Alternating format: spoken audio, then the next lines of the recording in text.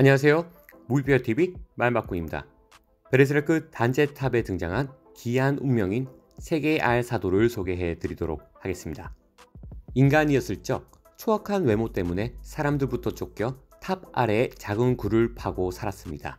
그러나 전염병을 피해 자신의 은신처가 있는 알비온 수도원으로 도망쳐온 난민과 사교도가 호방청의 마녀사냥으로 수없이 처형을 당하고 그 시체는 모두 자신의 은신처 주위에 버려졌습니다.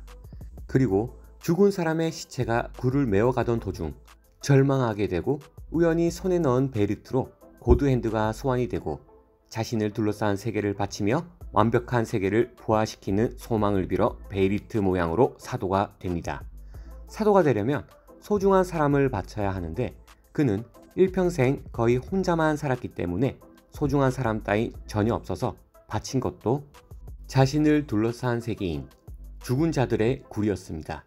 사도가 된 후 알사도의 힘은 인간에게 촉수를 찔러 넣어 사도와 비슷한 힘을 부여하는 것, 특히 가츠와 캐스커의 재해 당시 인간이었던 사교도의 리더를 사도화시켜 베리트가 없더라도 힘과 능력을 극대화시켰고 자생으로 사도를 만들었으며 나름 정의와 선을 추구했지만 교리에 지나치게 집착해 방향이 엇나간 정신병자에 가까운 모주구스와 제자들에게 힘을 또다시 부여를 시킴으로써 사도 이상의 힘을 보여주며 가츠와 대결을 하게 됩니다.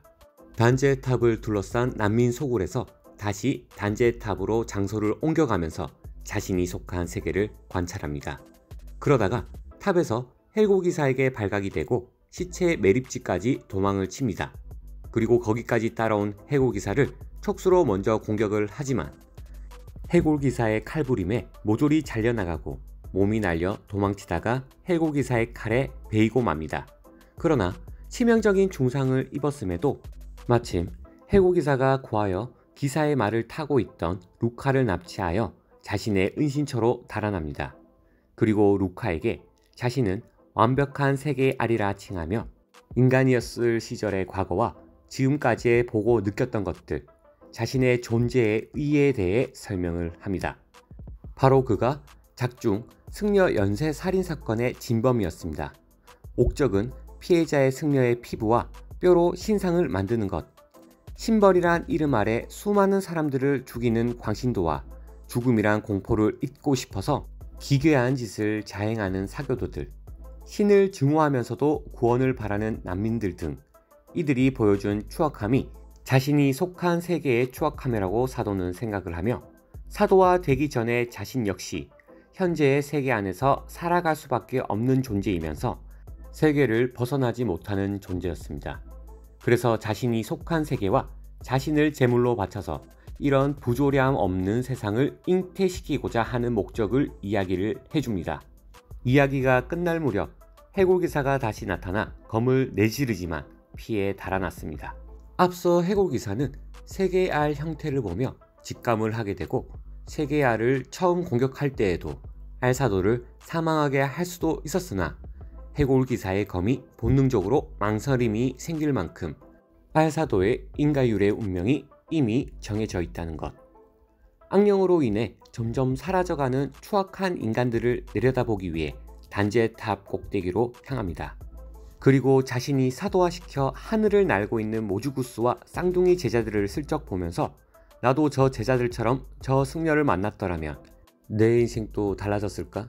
하지만 저런 승려를 만날 기회조차 없었다. 이제 끝내고 싶다라며 씁쓸하게 삶을 마감할 준비를 합니다. 그러다가 모주구스의 마구잡이 화염 공격에 맞아 죽어가는 이영의 아기를 보게 되고 그 아기를 입으로 삼켜 자신의 체내에 품게 됩니다. 그리고 마침내 유사일식이 일어나고 이 사도의 몸속에서 페무토가 이영의 아기와 융합하여 그리피스의 모습으로 성장하게 됩니다. 이때 사도의 얼굴이 본래 베이리트처럼 코와 입이 뒤틀린 형상에서 정상적인 이목구비로 변화하고 눈에서 피눈물을 흘립니다.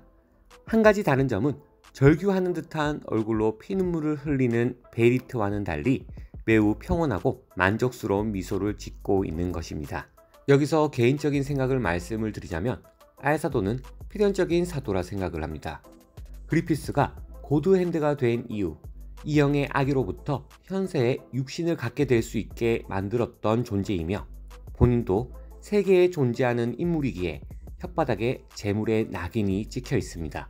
고드핸드들이 알사도의 바램을 이루게 하였지만 그들 또한 신이 아니기에 불안정한 세계를 도래하게 됨으로써 그리피스가 이영 아기로 잉태함으로 인간일적 감정이 원래 없어야 할 고드핸드인데 그리피스가 가치를 보면서 감정의 복선들이 생겨나 버린 겁니다. 알사도는 본인이 생각한 것처럼 오주구스같이 편견 없는 이에게 걷어져 인간다운 삶을 살았더라면 이 지경이 되지 않았을 가능성이 매우 높은 인물이기도 합니다. 원래는 세계를 인식하는 힘이 없었지만 사도화 되기 직전 고드핸드에게서 주변을 인식할 수 있는 힘을 받게 되고 죽어가는 이영의 아기와 자신이 신세가 비슷하다고 생각을 했고 이 때문에 동정심을 품어 아기를 마지막 가는 길까지 챙겨준 것이라 추측을 해봅니다. 실제로 사도가 된 것도 사도가 된 이후에 벌인 짓도 그저 추악하고 답없는 세상의 절망에서 다른 가능성을 보고 싶어서라는 마음 때문이기도 했고 루카와 이영의 아기를 대하는 태도 등을 보면 주구장창 나쁜 일을 겪지 않았더라면 제법 좋은 성격으로 살아갈 가능성이 있어 보이긴 했습니다.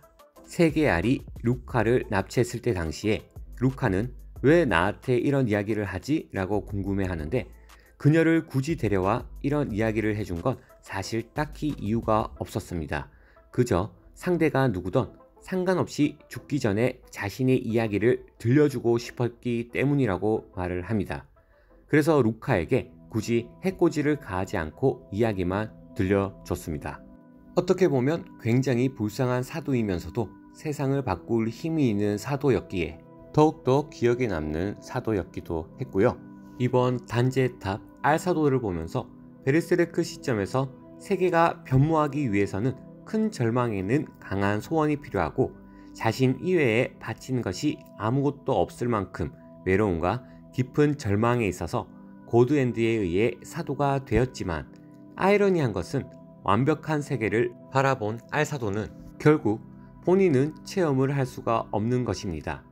아무것도 할 수 없던 자신에게 마지막으로 살아온 의미를 다른 세계에 부여를 시킨 겁니다. 알사도의 바램대로 그리피스가 현세의 구세주처럼 등장을 하지만 실상은 전혀 다른 악마의 강림이라 볼 수가 있는 것입니다. 오늘 리뷰는 여기서 마무리하도록 하겠습니다. 재밌게 보셨다면 구독과 좋아요 꼭 부탁드리고요. 또 다른 의견이 있으시면 꼭 댓글 남겨주시면 리뷰에 참고하도록 하겠습니다. 베르세르크 피규어는 무비피규어에서 만나보실 수가 있습니다. 이상 무비피규어TV 말바꾼이었습니다. 감사합니다.